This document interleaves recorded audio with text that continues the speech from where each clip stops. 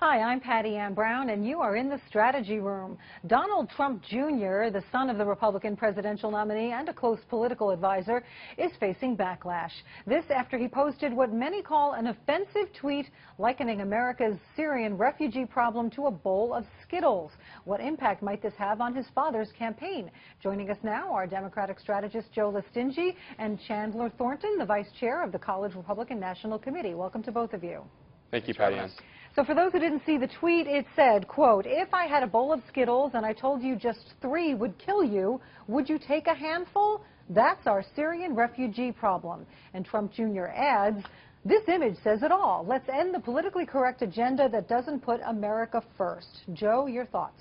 How did Donald Trump raise his children? I mean, for a party that bases itself on family values, this is unbelievable that you would compare people who are fleeing death and persecution and torture to a bowl of Skittles. There's no evidence to back any of this up. This is the gross generalizations that this campaign continually makes about people who are different than us, and it is white privilege run amok.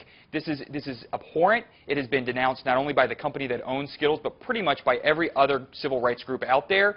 This was uncalled for, it was ridiculous, and it really makes you wonder what world are they living in where this is okay, where you can compare people to inanimate objects like this and think that no one's going to pay attention to this. You're running for the leader of the free world. You have many people of different races and colors in this country, and politically correct means, yes, you have to respect them, okay. and it's just unbelievable. So the Trump campaign responded to the controversy with a statement saying Hillary Clinton's planned 550% increase in Syrian refugees is a dangerous proposal that puts American lives at risk. Speaking the truth might upset those who would rather be politically correct, but the American people want change, and only Donald Trump will do what's needed to protect us. Chandler, was this intended to rally the base for Trump, and if so, did it go awry? Well, I don't know if it was meant to rally the base per se, but I think it was meant to convey the problem with immigration, in particular immigration security, which really is national security. And you're looking at the issue of the refugees and the refugees that are going to be coming into the country. And recently, President Obama spoke to the UN General Assembly and discussed the issue of the Syrian refugees. But ultimately, we have to think about security. We have to think about the impact that bringing large groups of populations into this country might have, and the vetting that will take, and the process that our investigators need to follow in order to properly vet all of the immigrants.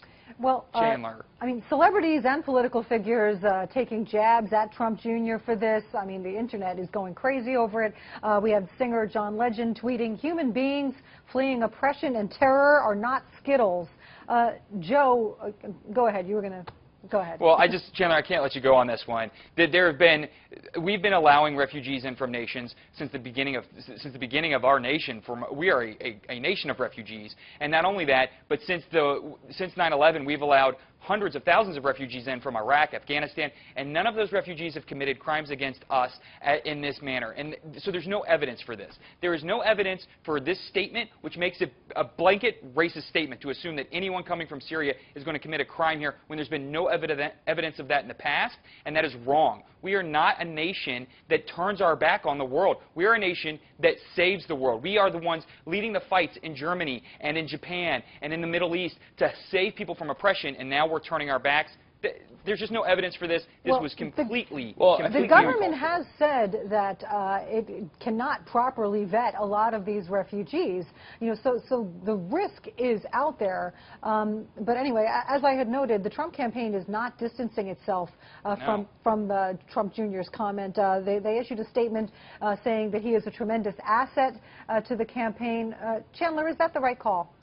Well, I think there was a recent CNN poll released just last night or today showing that over half of non-college educated white voters in the country believe that an increase in Muslim immigration or immigration from countries that are predominantly Muslim would actually increase terrorism. I don't know if that's necessarily true. The point is exactly what you made. We need to actually be confident that we can vet these refugees. We are a nation of immigrants. We're a nation that was founded upon welcoming people into this country who share our values and who want to become Americans. legally and who are actually here for better lives and for opportunities.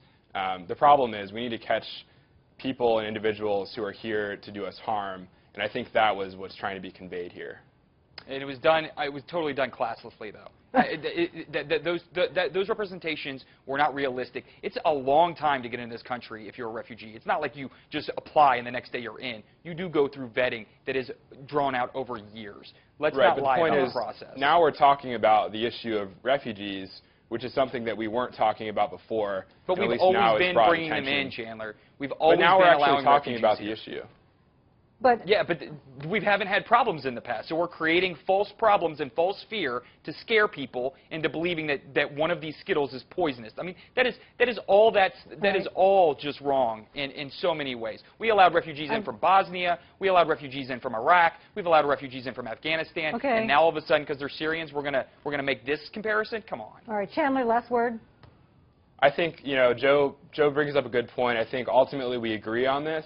We just need to make sure that we're properly vetting people and that we're doing it in a safe manner so the American people continue to be safe from terrorism, like we just saw this past weekend in New York, New Jersey, Minnesota, and our thoughts are with the victims that were impacted by those tragedies as well. And on that note, we can all agree on that. Joe, Chandler, thank you both so much for joining us.